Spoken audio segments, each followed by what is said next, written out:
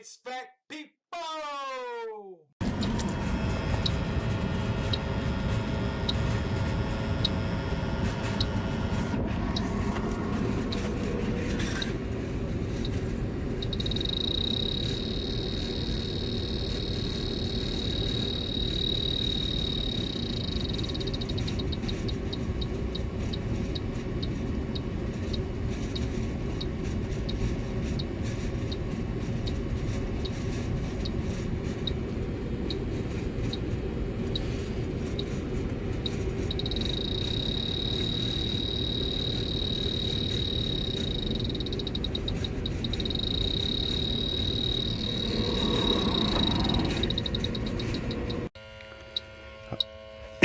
Alright, so I came and charged this unit up last night. It's 410 train, and next day it's down to 83 psi on the suction. I got it up to like 139 on the suction, so I'm gonna try to identify this leak somewhere.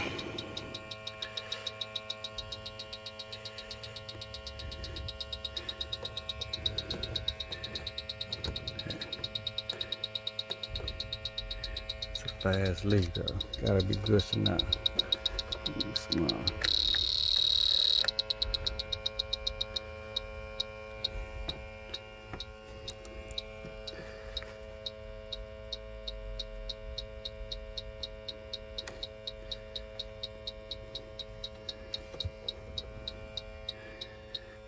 That's where it's hard to see.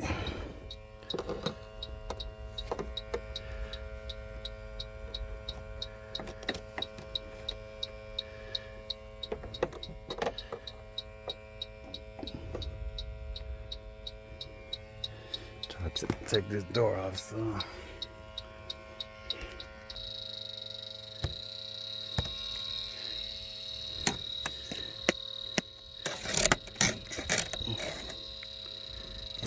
Yeah, I know it's hard to see, but on that bottom U-bend,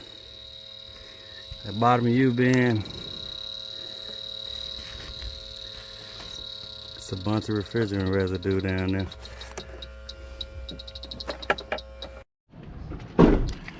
Alright, so I am back to change out this evaporator coil. Hopefully everything goes smooth. So I have put, I think, about almost 7 pounds of refrigerant in the coil that was up there. It's 410A. And that was Saturday. By the next day, Sunday, they called me back. I had 60 psi on the suction. They called me back the next day and said it wasn't cooling again. My plan was to come back today and do a leak search on it.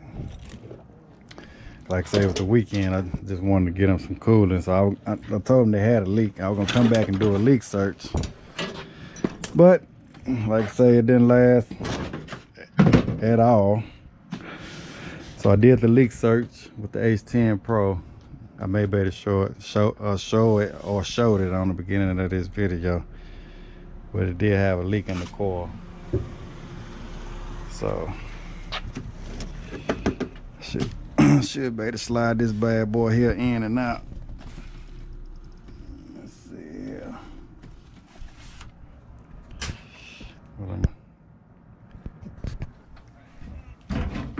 Let me speak with the homeowner here. See if we can get in and out. I want to check the pressure too and see where I'm at. So you're good to go upstairs.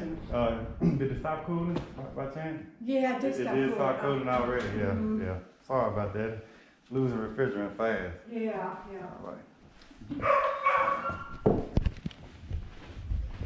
All right. What? No, it's too hot. She said not to put him out there. No, because it's hot.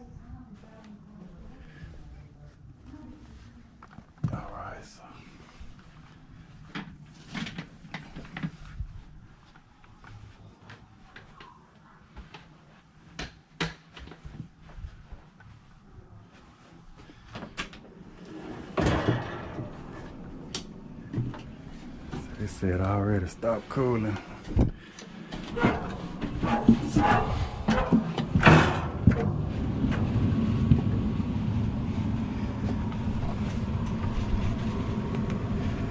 All right, so I'm going to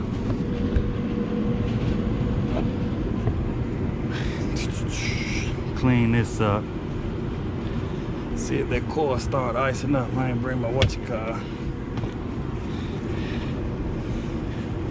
So I should be able to have enough room to slide that coil in and out of there.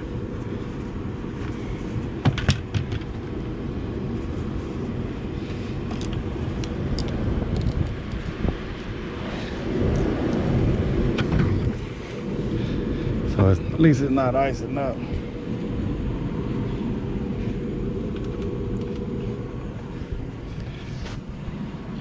So I go.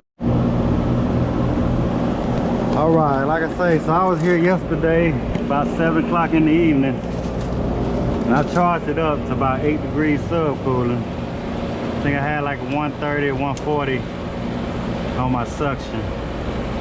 So I want to see how much we lost that quick.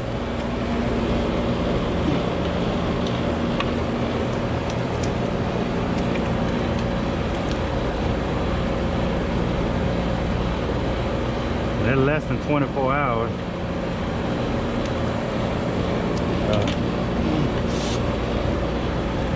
Look at that, I'm down to 173 already. I'm sorry, 73 PSI. All right, so here's the new coil. All style. Before I left the distributor, I checked to see if we had any pressure. These coils are known to be flat, leaving the warehouse. All right, well anyway, let me snatch that other one out of there. We'll come back and get this one.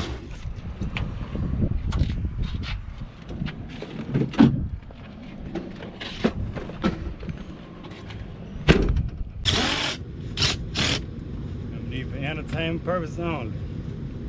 That's just a disclaimer. Always wear your safety gear, your gloves, eye protection.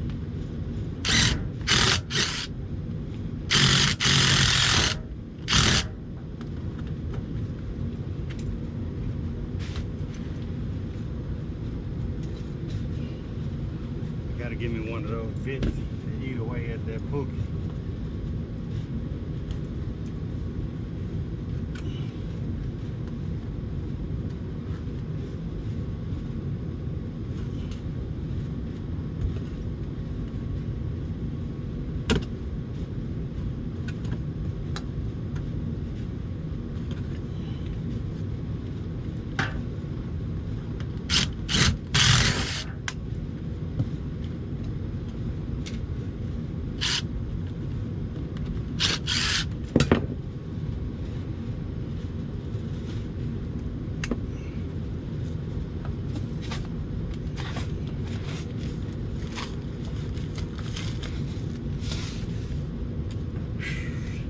That pipe was that big. God.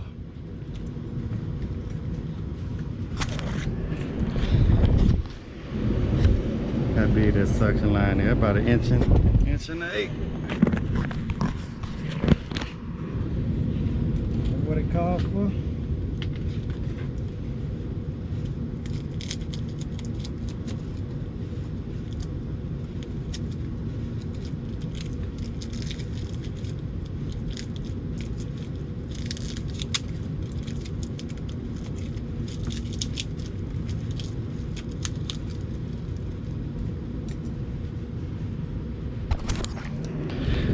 Nice as this house is, it got to be about a $300,000 or $400,000 house, and they wrapped the TXV with some foil tape.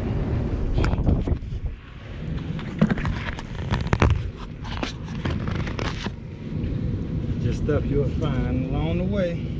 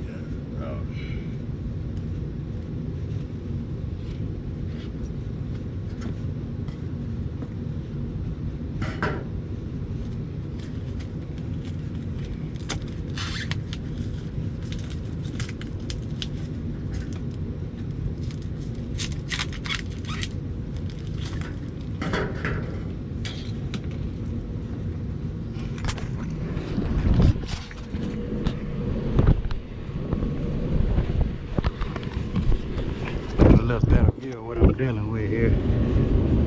They got pookie everywhere on this thing. So I'll probably just have to cut this pipe here.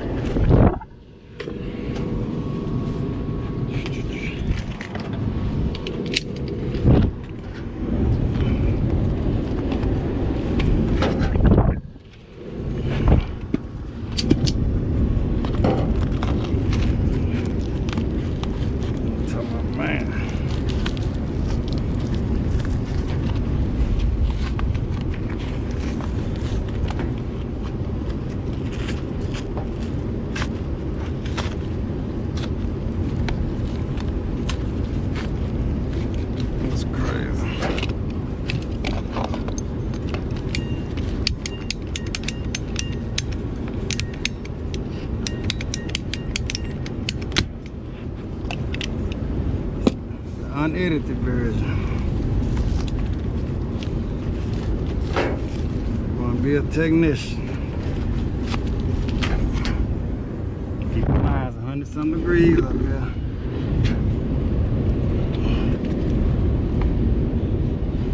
There ain't no need of complaining about it.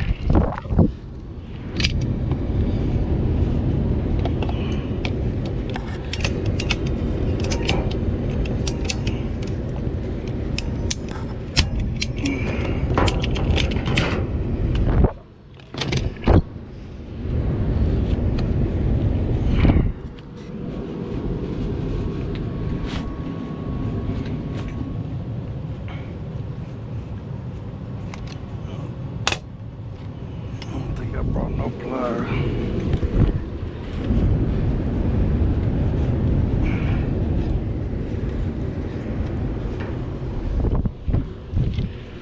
I'm talking about, man.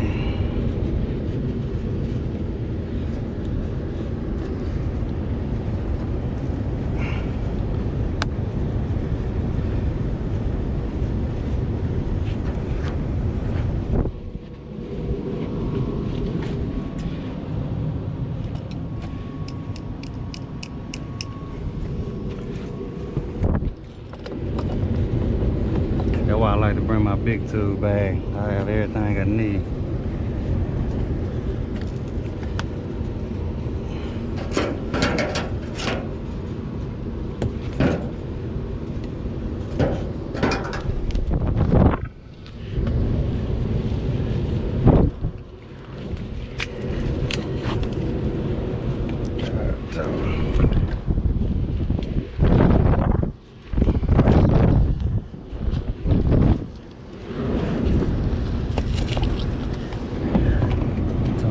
They put me all up in there.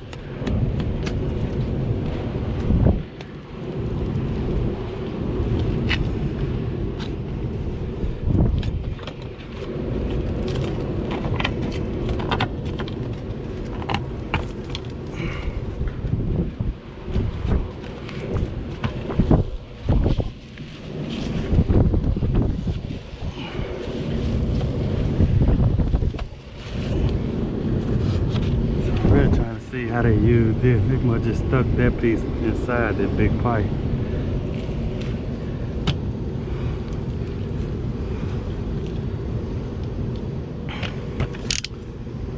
I don't know if I got no reducer for that. And it's bent.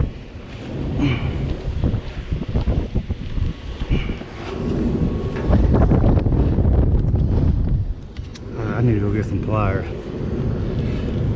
See if I can peel this off.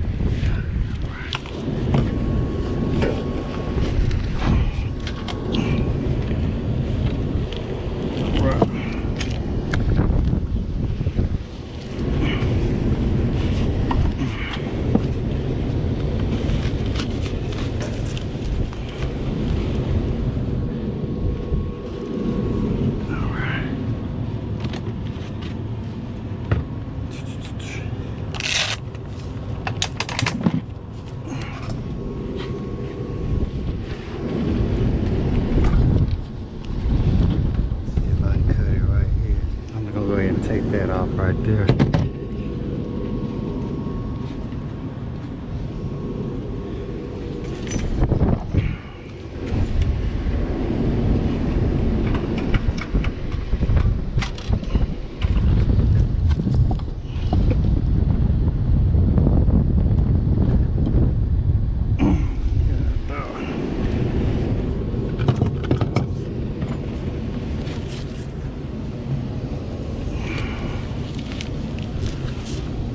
Go ahead and cut it.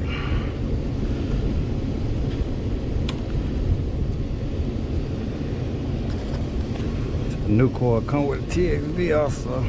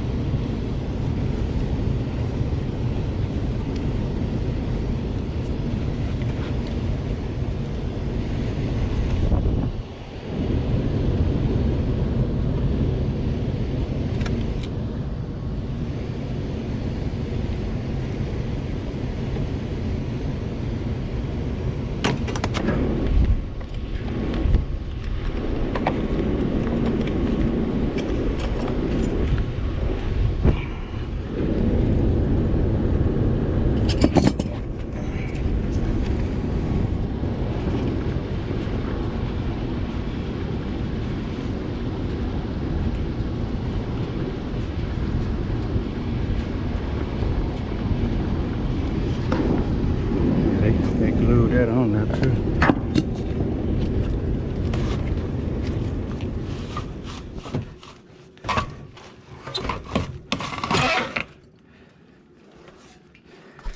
Either that was some 2 screws hiding back there. I know it's. I don't change these out every day, but I do remember 2 screws. But all this oil, I have to clean it up. I see where it was leaking it at the bottom. Hopefully I remember to show it, but at least I ain't have to take this back case off, so all I gotta do is screw the top back on.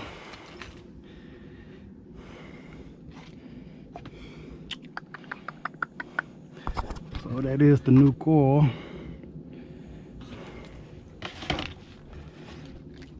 They might get some of this oil out of here. The pan in good shape, so I'll just leave it.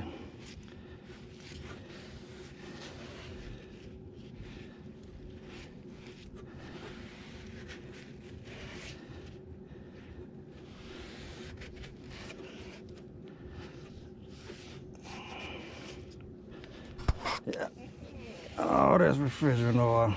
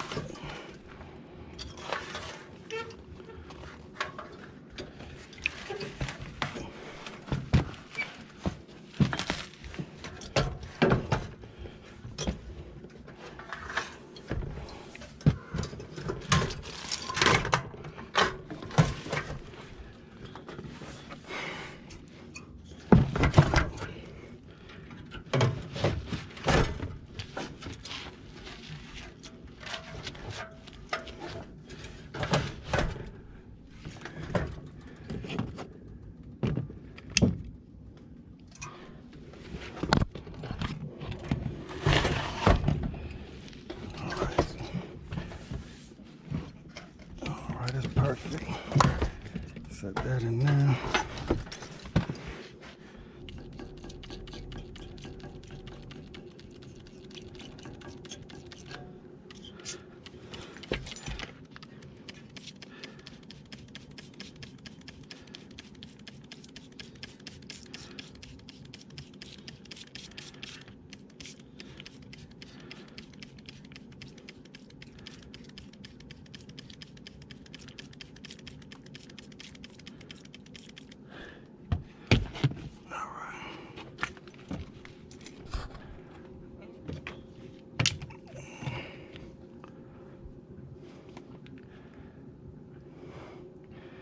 Always wear your gloves. Won't have all these scratches like me going home at night. Don't care what we're gonna do here.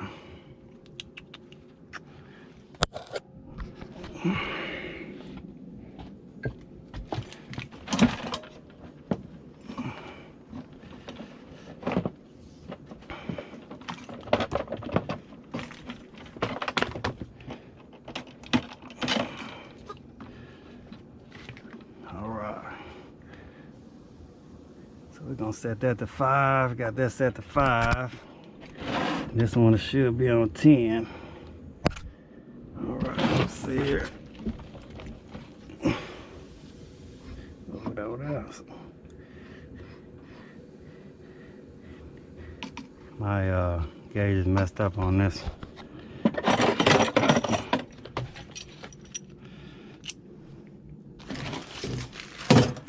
Alright, so we got our 5 highs just in case.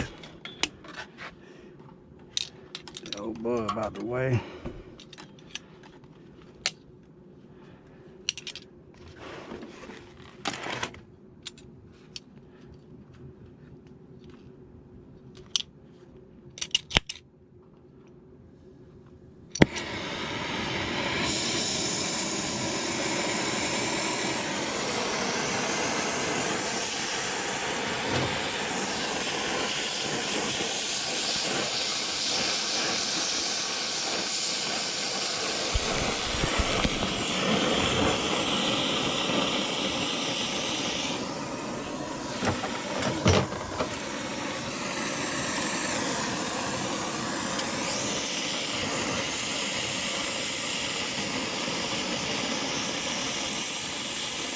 Like this gonna fall off.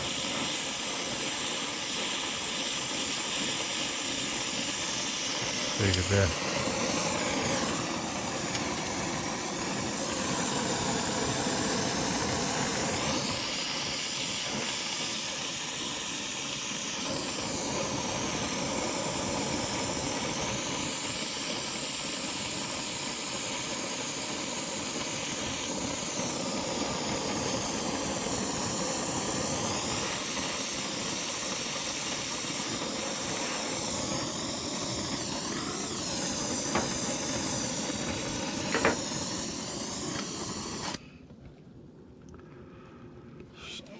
Try not to bend that pipe.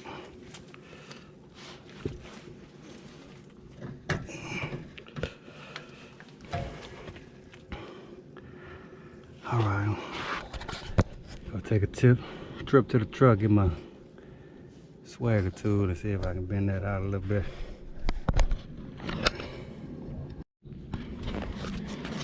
All right.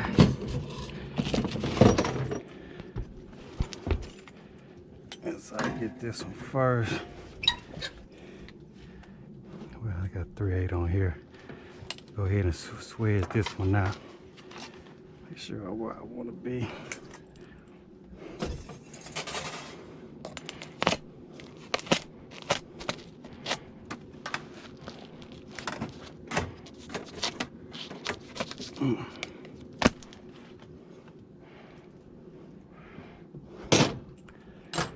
I'll wait and do that one. I think I'm gonna have to cut that one back.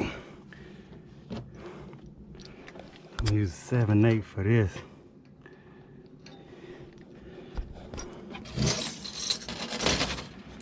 Only because I bent it a little bit.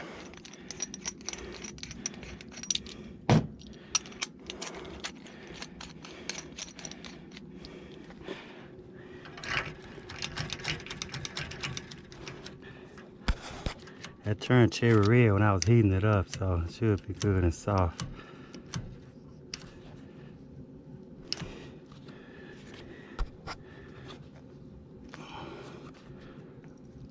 Alright, that should be good right there. We just don't want to crack it.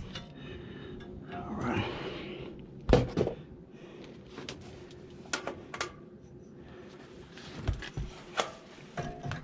Okay, yep. Fit right off in there.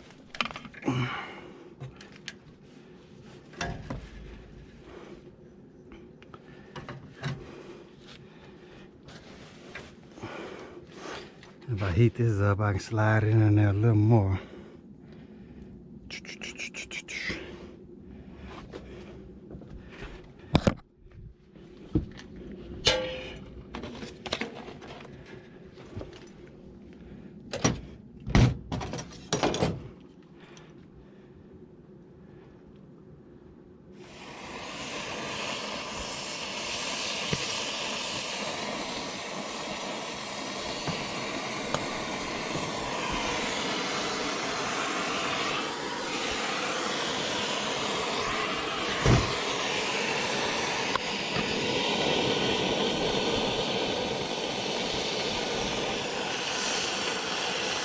Really hard to maneuver that pipe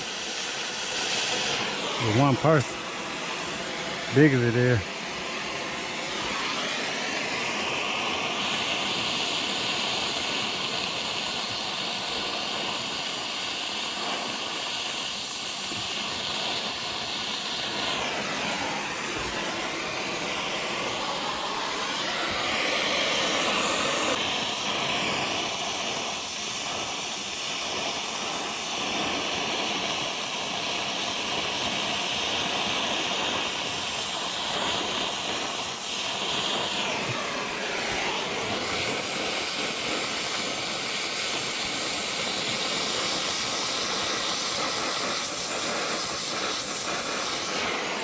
All the cherry red.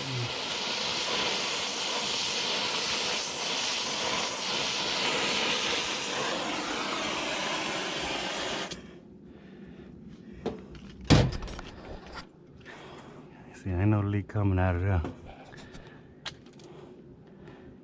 Leak it out of there, we're gonna call it Hercules. Alright, so I'm gonna cut that bad boy about right up in here somewhere.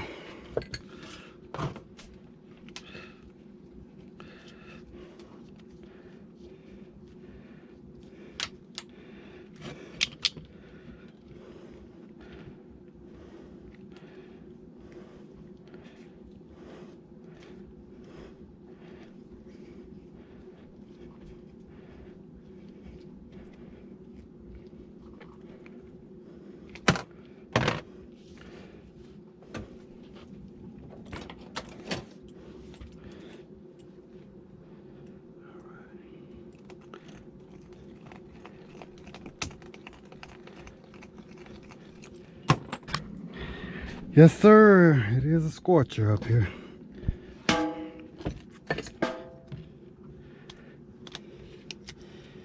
We could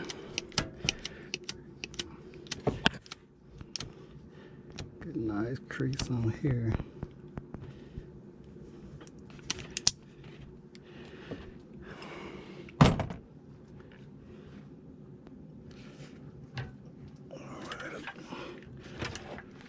That's beautiful, beautiful.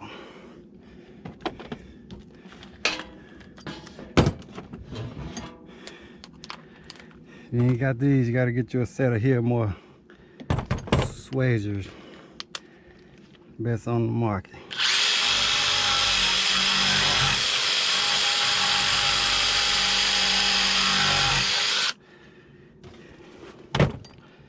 Save a lot of time. See, now all I gotta do is make that one weld. If I had a coupling, I would have to make two welds, a weld right here and one on this pipe, so there's more cleaning and more possibilities of a leak.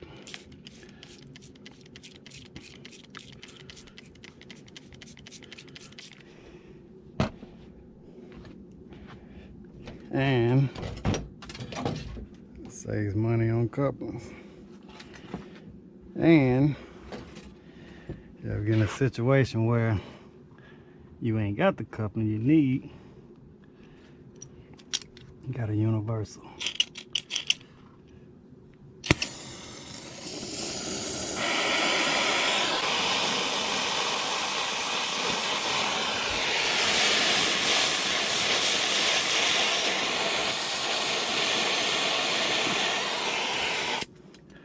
That's a lot of heat, but I like the braze hot, so. All right. So I'm gonna go down and search where that, I think that filter dryer is on the inside. I'm gonna go down and change that filter dryer out. Gonna double check that.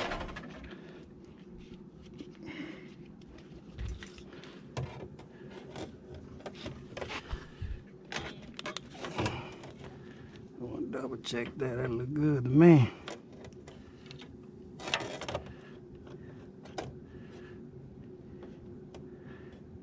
I should have did the filter dry first, cause I hate to take these gauges down and have to come back up when I do a leak search. But I'm pretty confident ain't no leaks up here.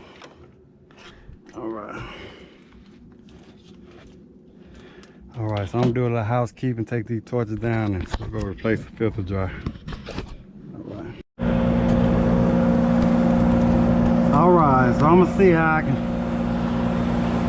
Went to the supply house, I bought a 3/8 sweat. Like I say, sometimes you visualize the job.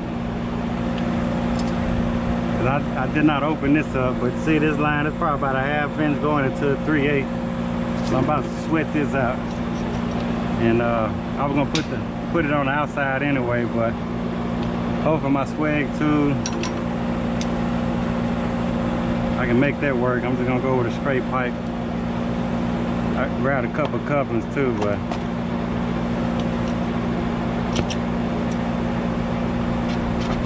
I wasn't planning on that.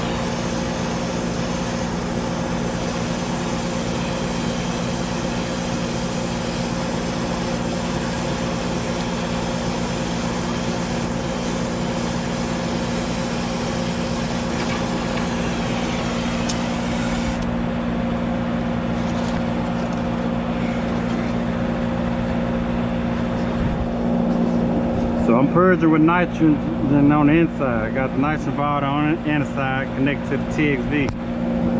A little trick. And when I had my when I was welding on the inside, I had my nitrogen purge out here. I don't show everything now. Gotta edit some of it. It's like the same size right there.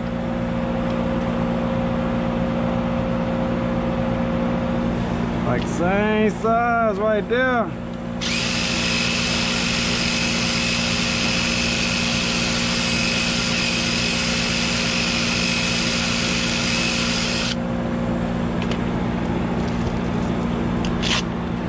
You don't hear that nitrogen purge? Probably hard to hear since that other air conditioner on.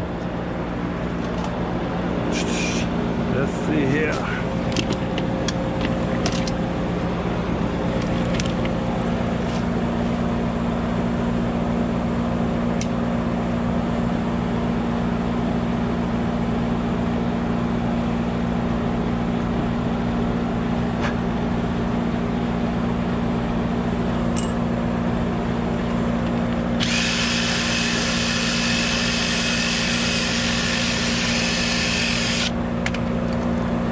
In a perfect world,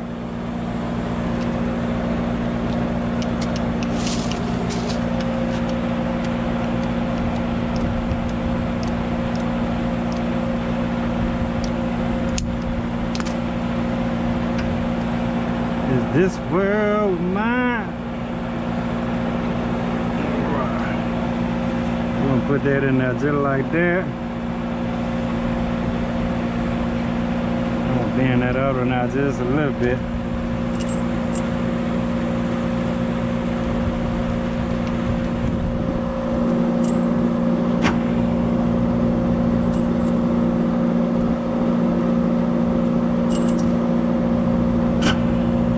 Just a little bit. Put a little meat on the bone right there. Look at that, split that bad boy. Split that bad boy there.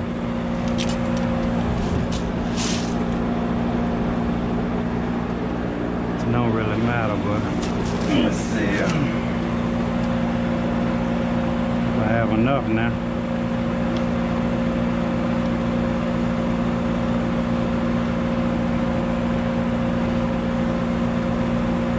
A little bit too much strength on it. That's what you don't want to do, is split it.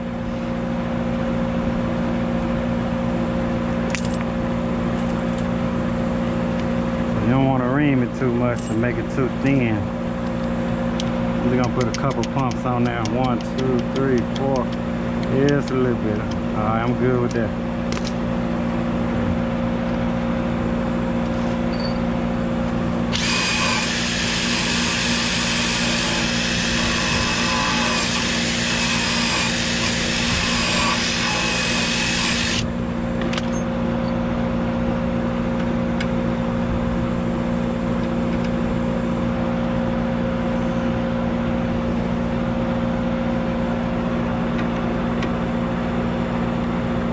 Look, put too much on there.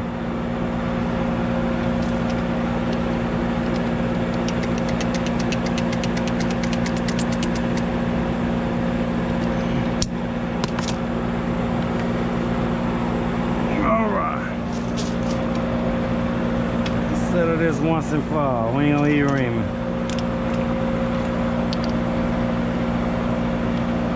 So, man, train with it, just put a 3838 on there. Wouldn't be going through all this.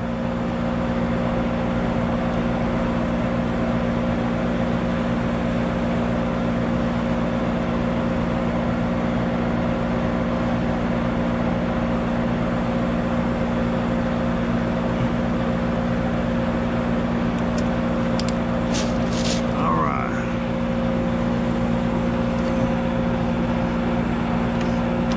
So we're just gonna do it naturally. We ain't gonna put no ream on there. Swag on now. Do it just like that.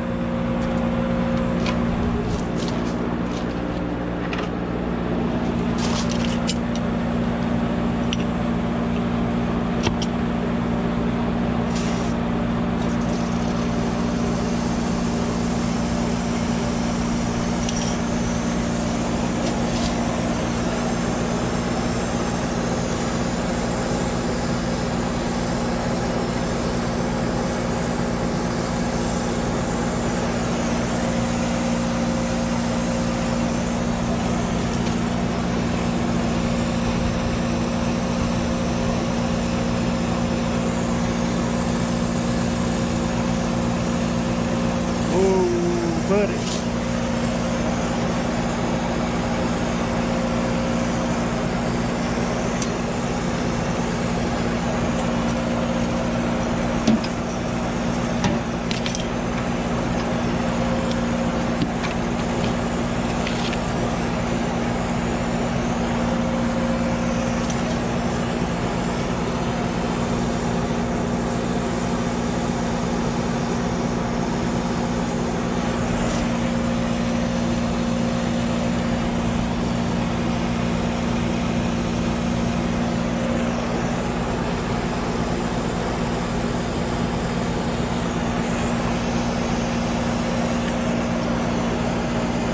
No D-Wall do it all.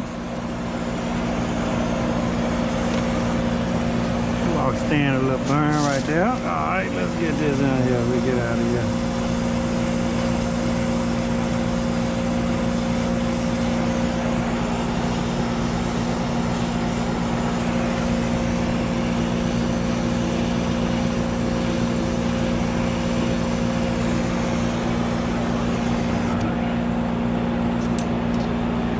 Get that out of there. I don't like that.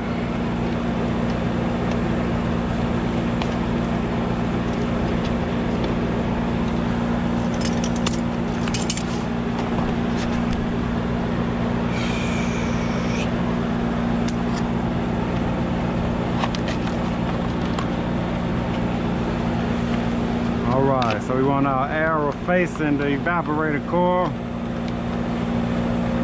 Like I say, this it's not for education purposes, just for entertainment only. We're gonna show you how to do it. Facing this way. If a homeowner want to do it, you want to pay to get all these tools, you don't do this every day. It's your house. Do whatever you want to do. Be safe.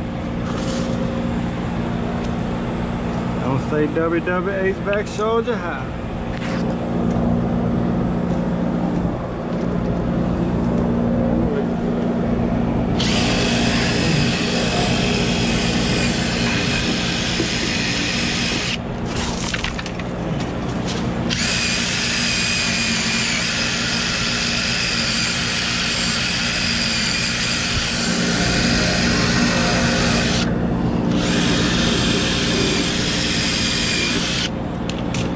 That's why I need to be right there. I need to be about right there.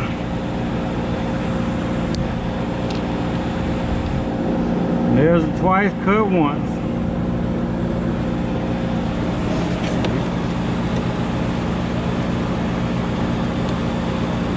Don't bend the rules.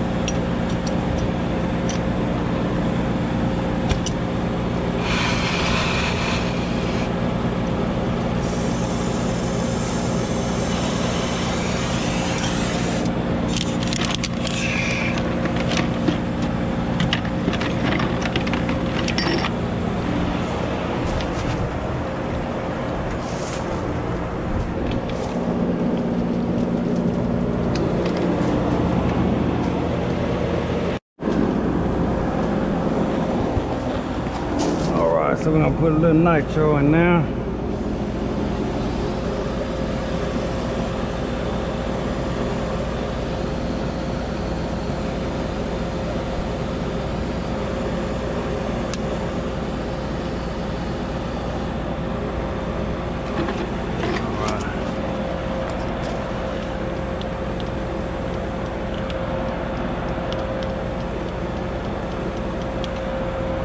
All that look good. I'm gonna go ahead and check these wells anyway.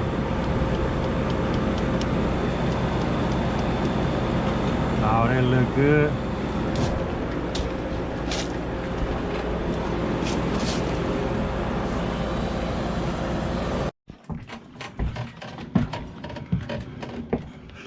All right. I don't hear anything. Should be good up here.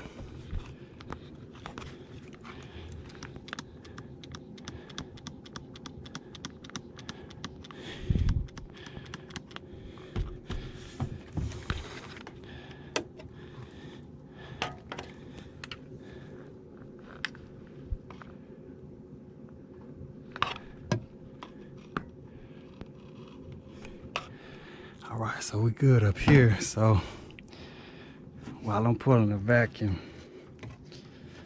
get all that off of here. While I'm pulling the vacuum, I can pookie this ductwork, get it all sealed back up. And we should be good to go.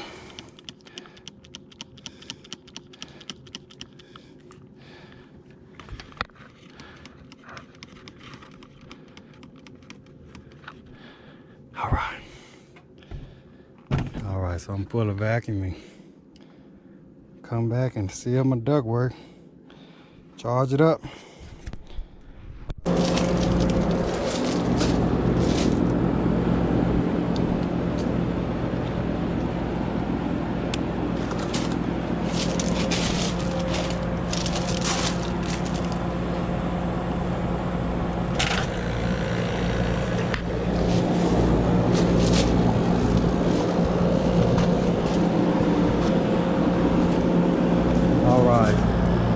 So I'm just pulling that vacuum through the suction line. That's a 7 CFM vac, 2-stage, so shouldn't take too long, but I'm gonna go inside, do some duct work. All right, okay.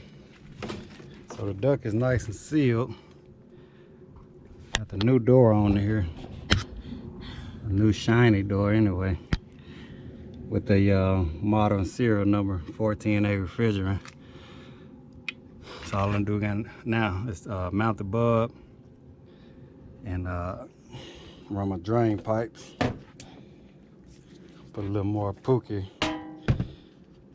That's hard cast tape.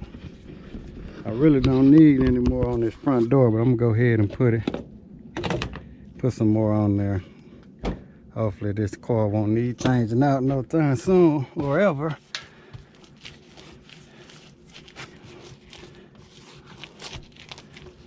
But I'm gonna try to not put so much on there. Just enough for the door won't pop off or any leaks. So I'm just gonna do a fine coat.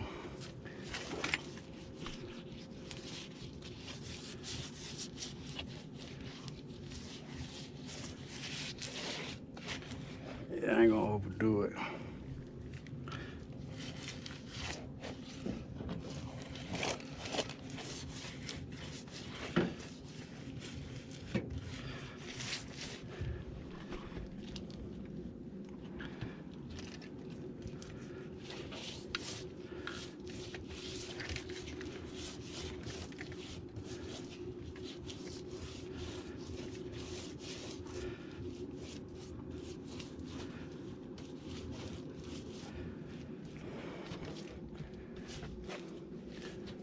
All right, this should be good.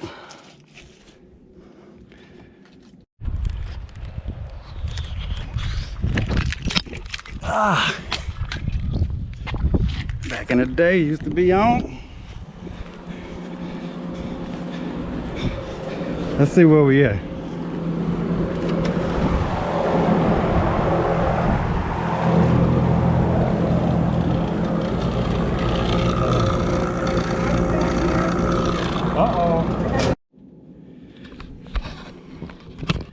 All right, so I'm down about 600 microns.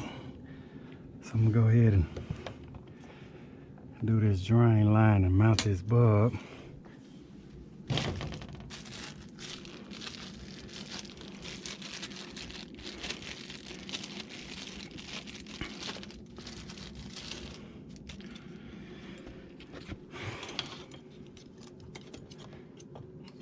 Get up to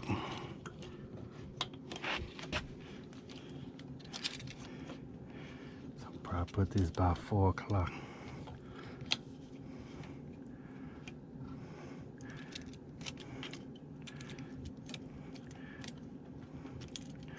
This is not the I can't fit that.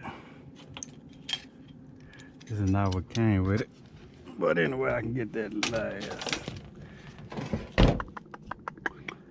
I get that last.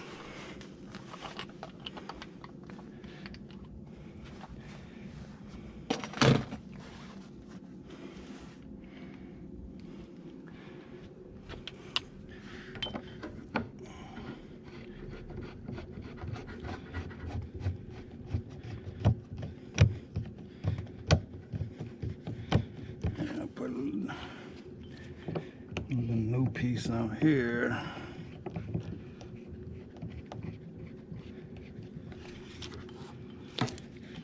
Look like that drain line needs flushing too.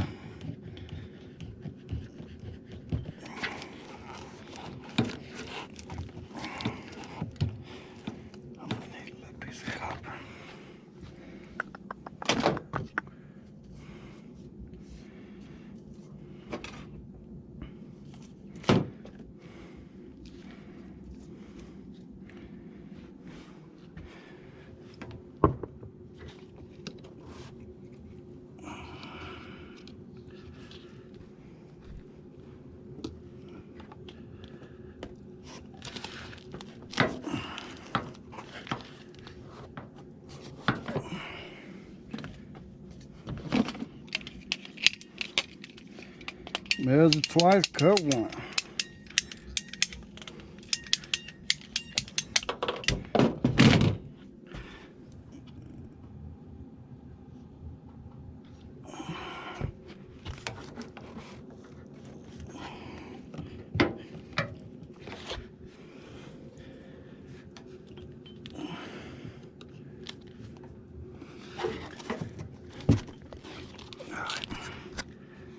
That's done.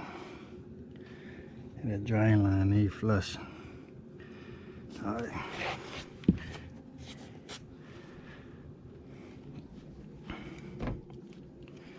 So this right here, I'm just gonna do like that.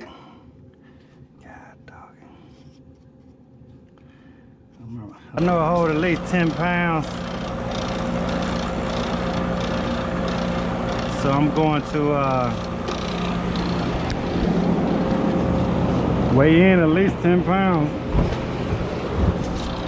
Or as much as it takes.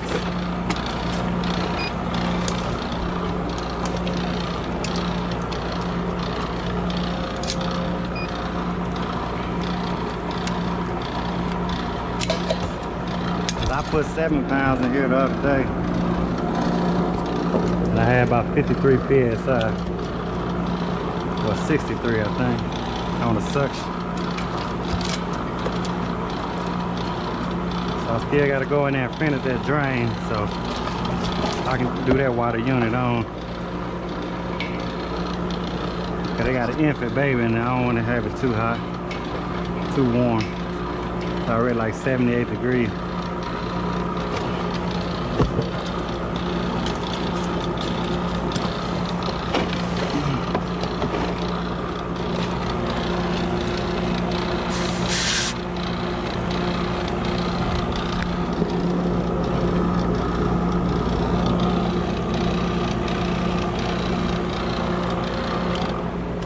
So I got this zeroed out, so I'm just gonna open the liquid line up. Then I can take this off.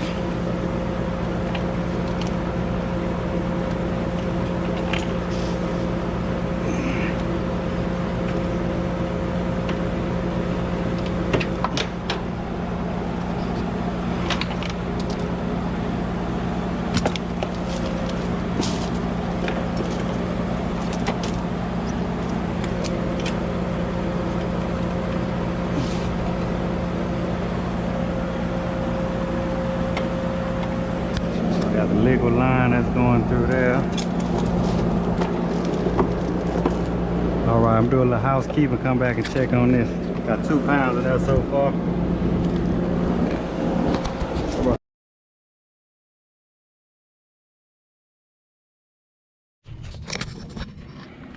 All right. So if I turn this on, I know I gotta wait on equipment, but it should fire up. In the meantime, in between time,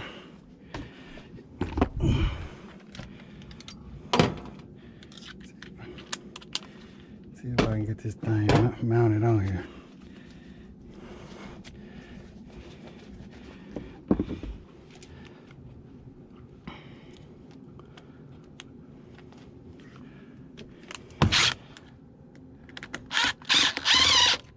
There we go.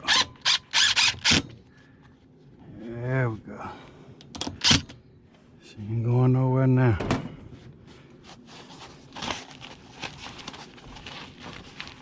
She ain't going nowhere now.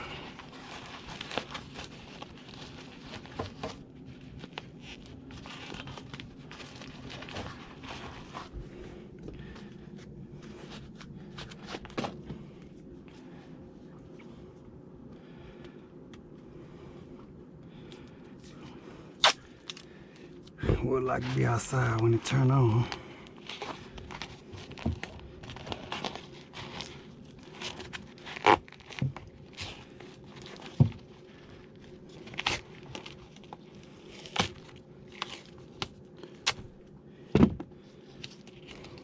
I got 9 pounds in that, so it should be good.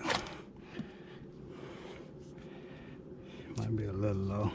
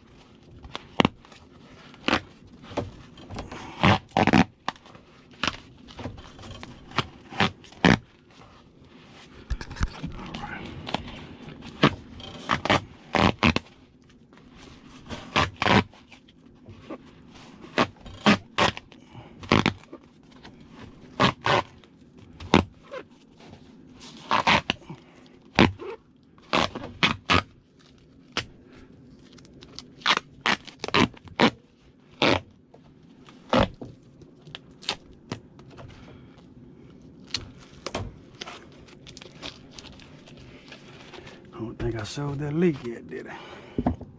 Found this in the garage. It's like a pretty big metal clamp. A bracket? Yep. No. Your father had that. Yeah. He was fixing that fence with that. Okay. Yeah.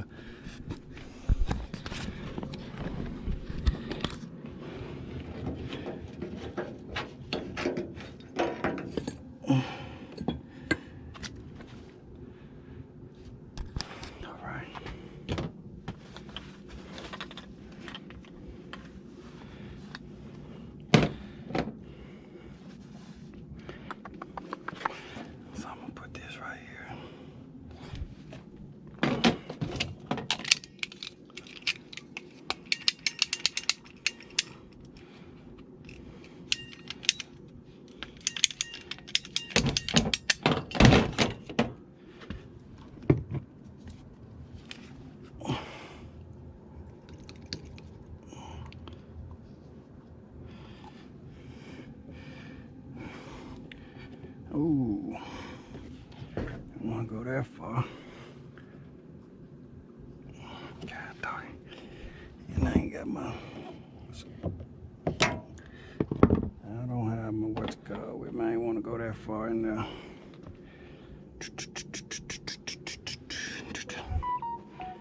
That's alright though. Ooh, I don't want to go that far. And there's a twice cut one. Oh. That's good, I ain't going nowhere.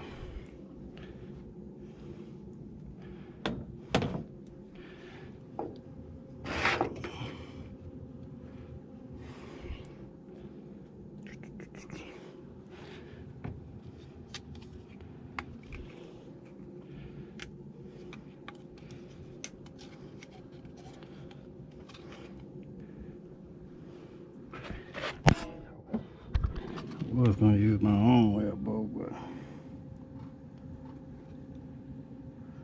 I guess I can use that. Ain't gonna hurt now.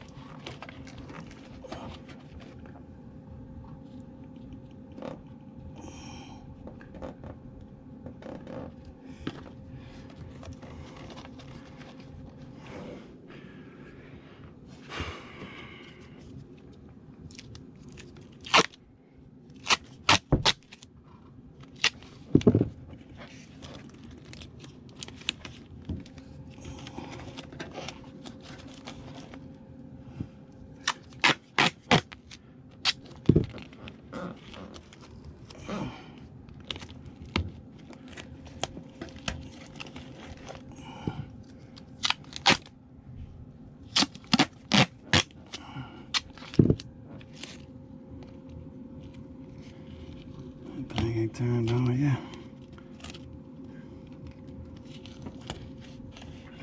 There we go.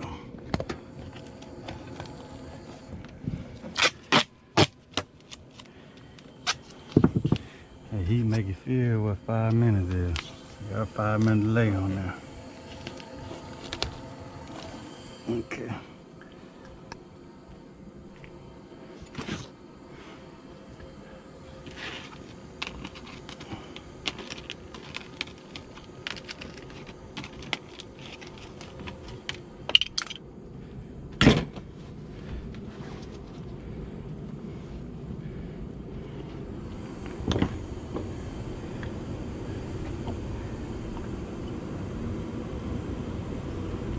Alright, so I'll run down, check the charge, come back, get a TD temper differential across the coils.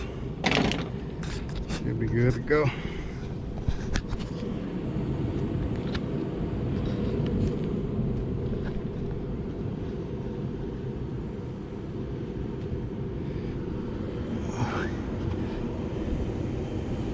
Just check and see if I feel any air. I don't feel anything. Everything look good. I'm gonna drive caught up that quick.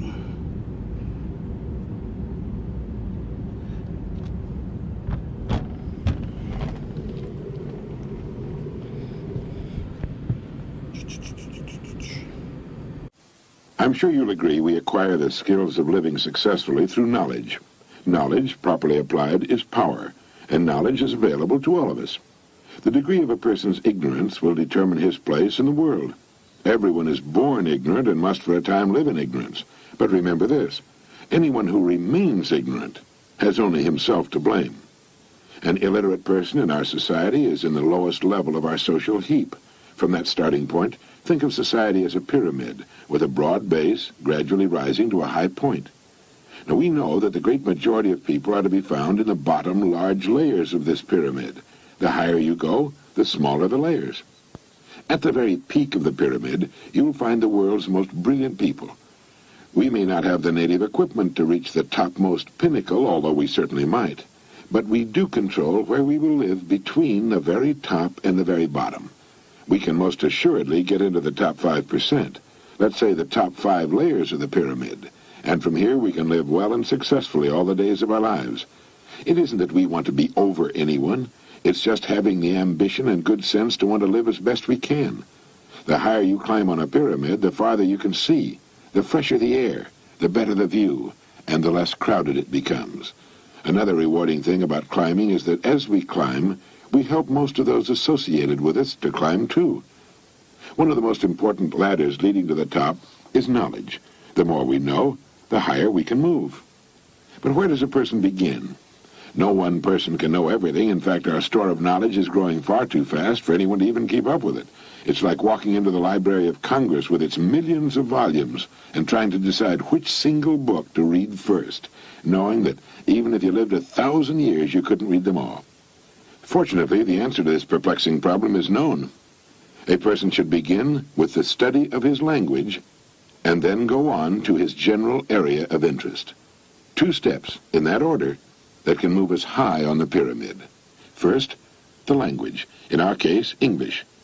Not enough people realize that it is our ability to use our language which will determine our place on the social pyramid, and which will also control, to a great extent, the amount of money we will earn during our lives.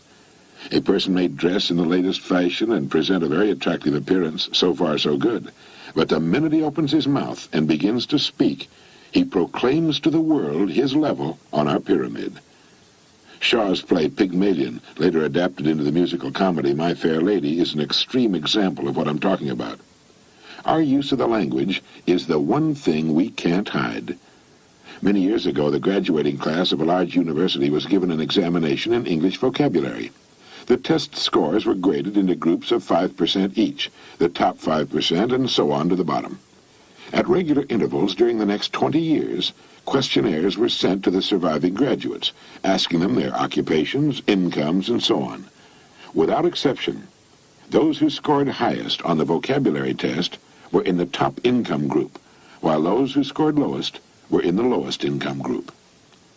A few years ago, the Reader's Digest published an article by Blake Clark entitled Words Can Work Wonders for You. In it, he wrote, tests of more than 350,000 persons from all walks of life show that more often than any other measurable characteristic, knowledge of the exact meanings of a large number of words accompanies outstanding success. He also mentioned the work done in this field by scientist Johnson O'Connor and gave O'Connor's best illustration of the importance of vocabulary. Tests were given to executive and supervisory personnel in 39 large manufacturing plants. The results showed that every one of the men tested rated high in the basic aptitudes that go with leadership. Differences in their vocabulary ratings, however, were definite and dramatic. Presidents and vice presidents averaged 236 out of a possible 272 points. Managers averaged 168, superintendents 140, foremen 114, floor bosses 86. In virtually every case, vocabulary correlated with executive level and income.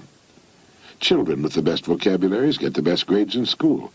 A salesman in his 50s who was in the bottom 5% in vocabulary worked himself into the top 45% and is now vice president of his firm.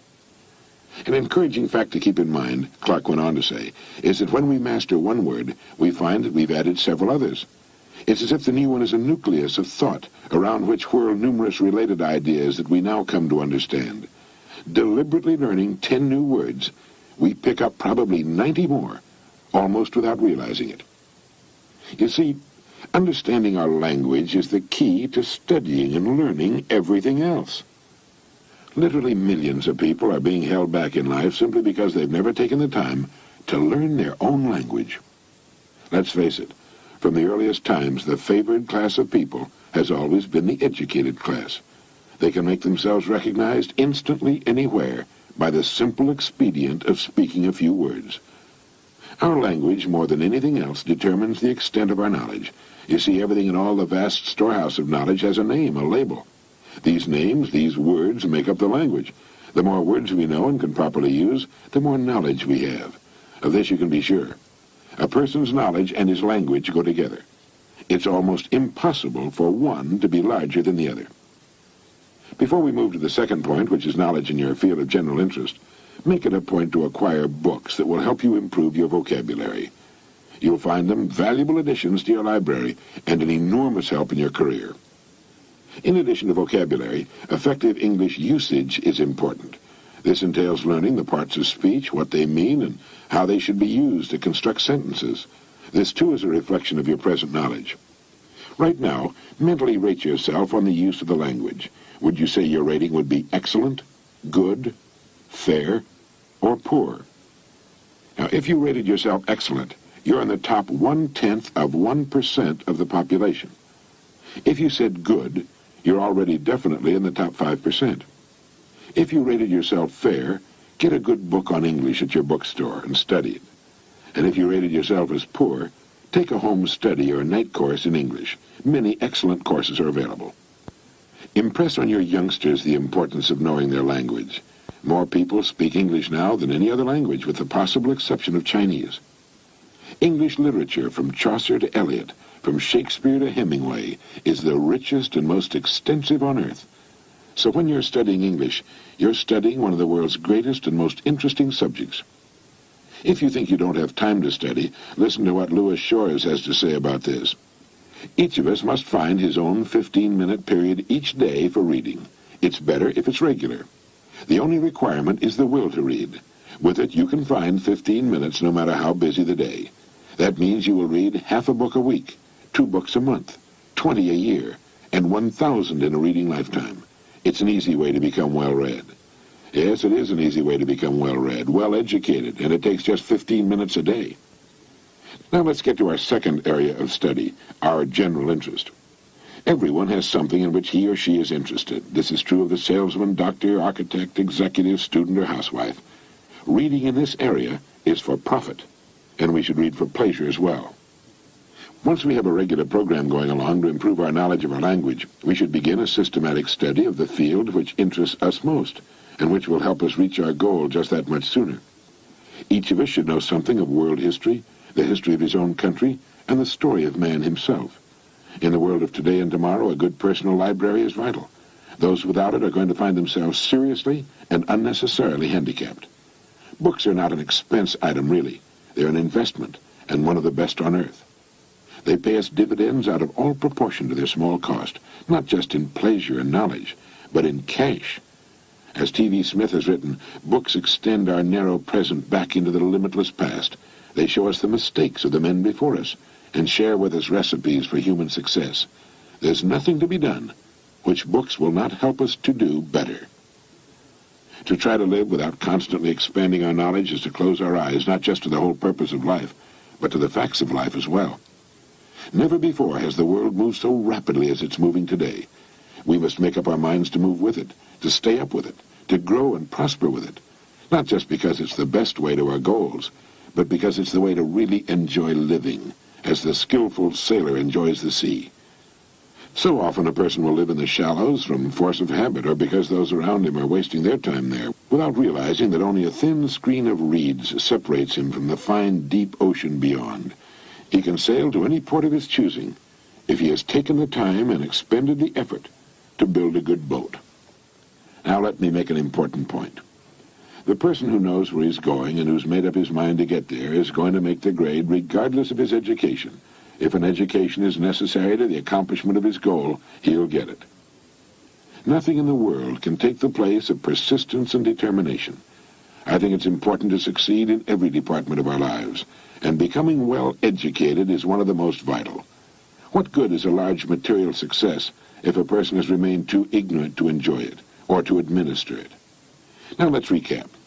Knowledge is power. The more our knowledge, the more power we can exercise over our lives and our futures. Think of human society as a pyramid composed of layers, beginning with the broad base and narrowing to a pinnacle at the top. Pick the place on the pyramid you're going to shoot for and start climbing.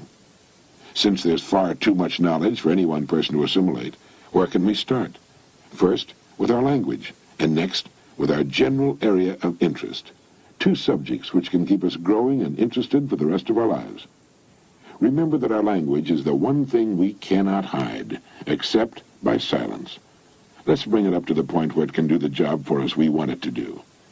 To a surprising extent, our ability to use our language and the extent of our vocabulary will determine our income and our future.